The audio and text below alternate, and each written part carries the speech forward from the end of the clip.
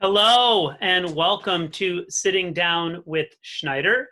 It is June the 8th, and today we are going to be meeting with Mr. Greg Robinson.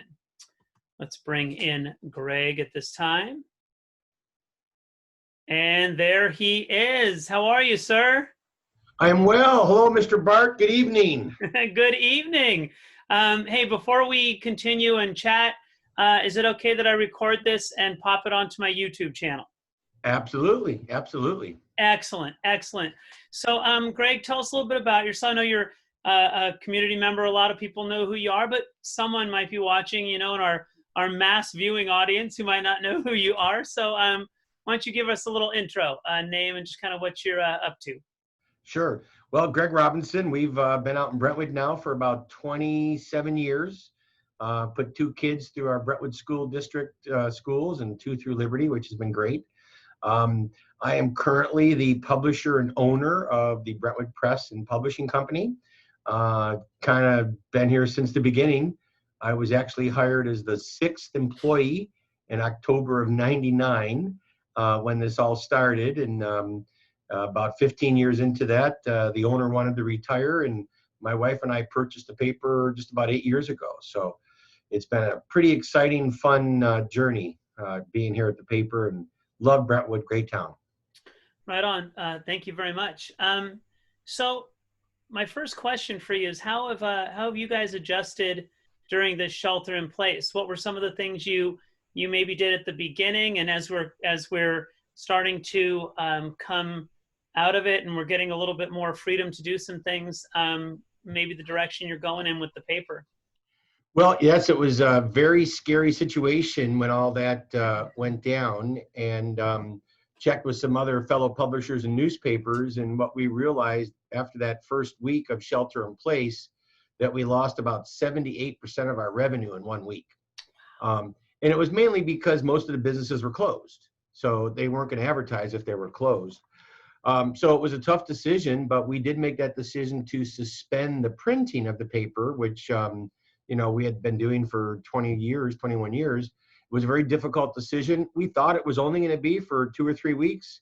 If you remember when all this started, they said, hey, stay home for 14 to 21 days, and then you'll all get to go back to normal again. So as we know, that didn't happen. But we did 2 weeks ago bring back the paper. So we're excited that the printed paper is back, and we're here to stay. So how do we change? We didn't really have to do a whole lot.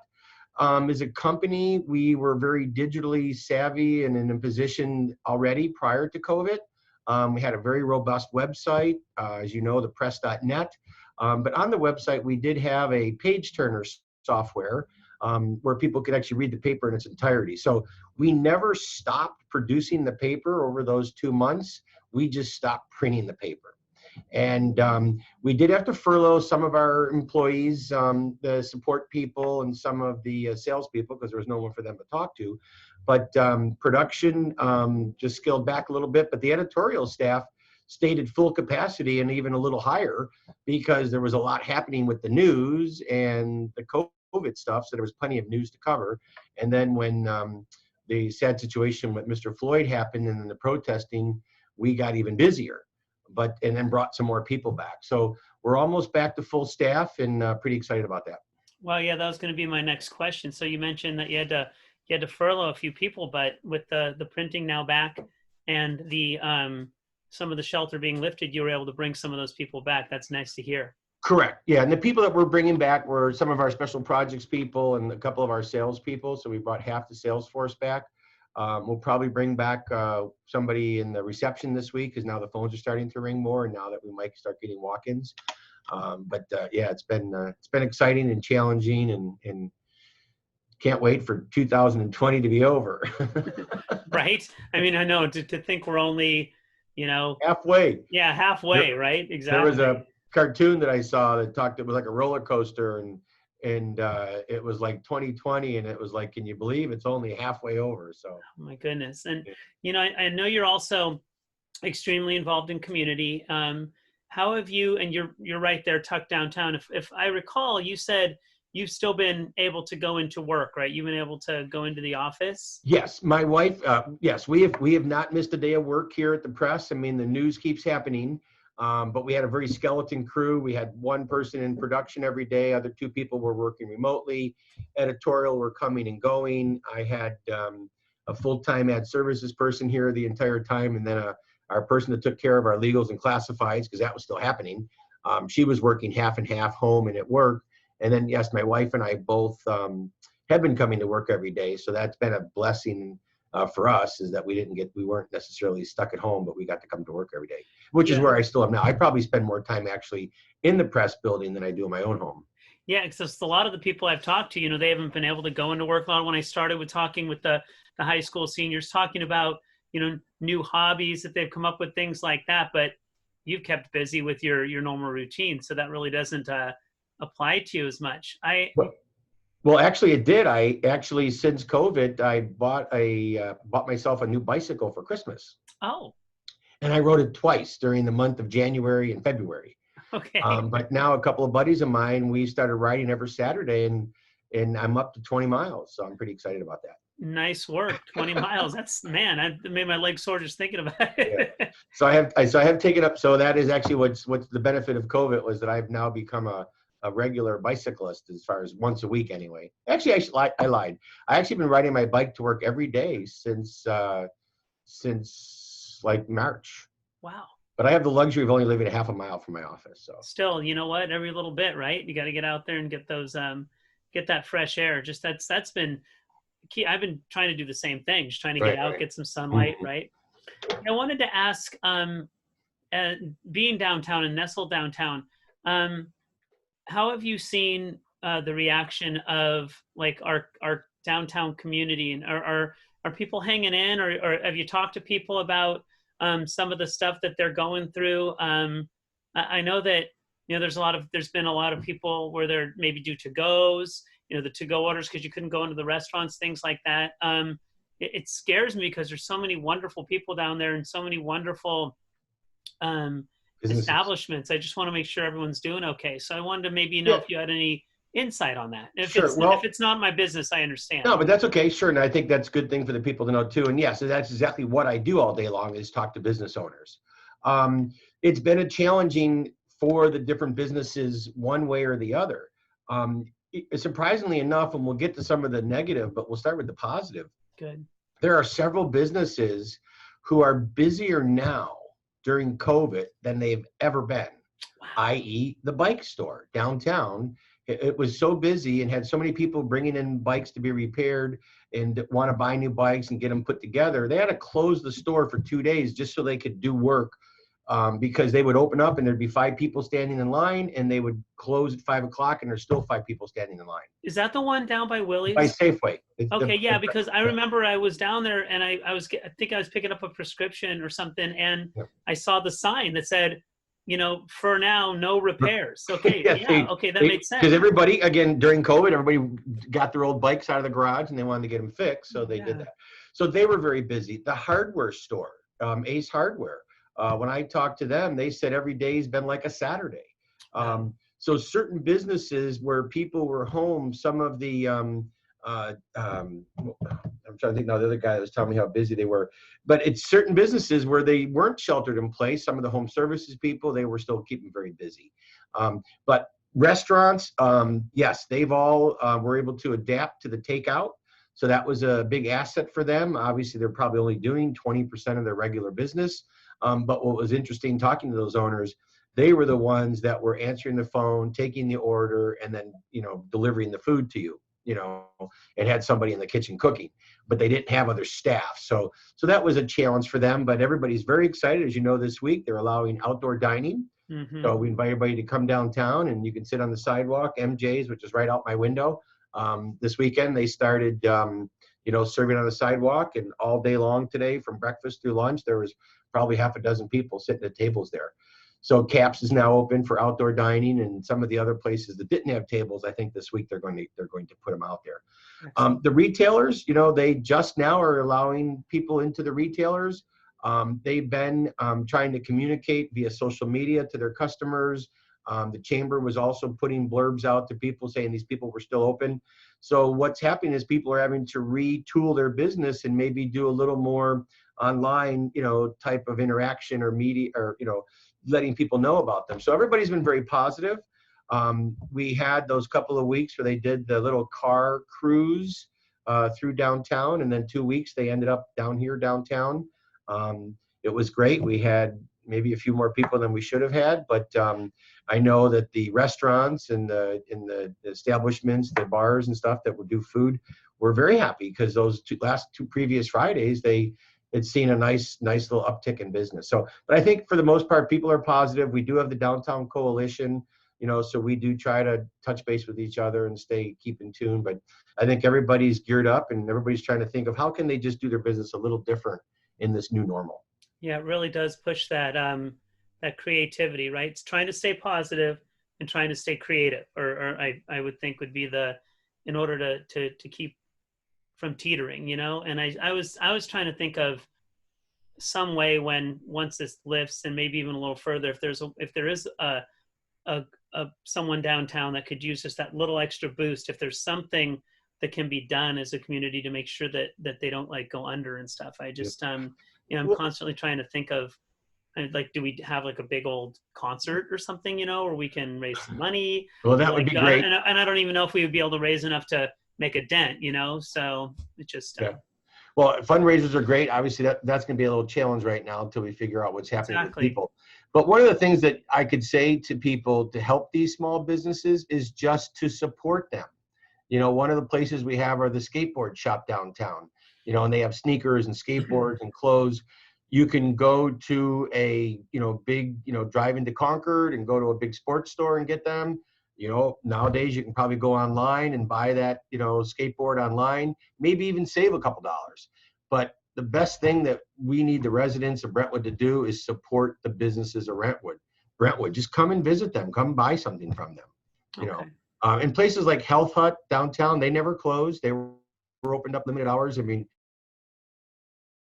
she was considered essential services because they sell vitamins and health products and stuff like that. So they stayed open. Who else was I was thinking? It was another business. I'm having a brain fall. I'm sorry. No, that's something to get old. But I think the message is there. No, I totally understand. Just, whatever you're looking to buy, if there's a place in the community that has it, let's go there first. So exactly. Excellent. Support local. And the thing is, everybody probably heard this before, but when you buy something local, those tax dollars stay here and they get respent, right? Because that business owner has a couple more dollars. Now that business owner is going to go eat dinner at Sweeney's, and then Sweeney's is going to make a couple more dollars, and he's going to go, take his, go over to Health Hut and, buy some new vitamins. And that, that dollar, like they say, for every dollar you spend gets multiplied 3 times in a local community. So it's important to keep supporting local, shop local. Right on. So now that we're opening up a little bit, what's the first thing you're going to do that you haven't been able to do in a while? Now that we're starting to open up a little more, is have a nice dinner in a restaurant instead of having that dinner from Caps out of my styrofoam. Although I do take it out of a plate when I get home, but I think that's going to be nice. But it's really going out to dinner with friends. I mean, we usually once a week would go out and have dinner with a different couple or something like that. I like sushi, so we used to go out and have sushi.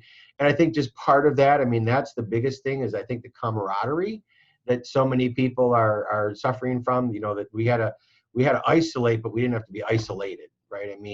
We needed to communicate and stuff. So I think just getting out and having fun. I think actually this Friday we're going to have our empty nesters. We have 5 couples that we get together with once a month. So we're going to meet in someone's backyard and do picnic style and get off some of these Zoom meetings. Do a lot of Zoom meetings. Hey, after August, I may have to join that empty nester crew. Patrick takes off for ASU. So congratulations. Yeah, I may be texting you. Hey, man, where's my invite? All right. So, hey, I think we're good. Thank you so much for sitting down with me today, man. This is wonderful. I really appreciate you taking the time. I know you're a very busy individual, and this was really cool. Cool. Great. I do have to give a little plug, because if any of my Rotarian buddies see this, I'll get in trouble. Absolutely. So, because one of the things when you asked me about doing things is when you were saying about what we were doing. So the Rotary Club of Brentwood, Shauna Fippen started a new organization called Brentwood Strong. Okay. And it was designed to really just kind of connect some community members, whether they were Rotarians, just anybody that wanted to volunteer that we did pre-qualify, to just hook up with a senior to maybe run to the store for them, get their food or get their medication. Well, that we found out shortly after that there was actually a need for people that didn't have money to get food. So we've been doing food giveaways. So we've done a couple of them already over by the Village Drive area. And we do have one that's coming up this Thursday from 4 to 6.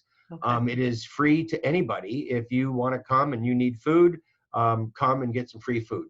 It's a box of canned goods, and I'm not sure all what we have. Well, some milk and some eggs, and I work with Rob Brandt and Simone donates their reefer truck. We go get the milk and the eggs from Food Max here in town and keep it cold. And then the people come at 4 o'clock to pick it up. So if you know some people out there that are in need of some food or could use some help, come out on this Thursday from 4 to 8 over at the Village Drive Resource Center. Village Drive Resource. So that's where the pickup is. Okay. Yeah, that's where the pickup is, right? And it's been, I think that's important to know too, that in these times of troubling, and one of the other things that I think we actually published it in the paper, but there was a saying out there that with this whole COVID thing, that many people were saying that we're all in the same boat.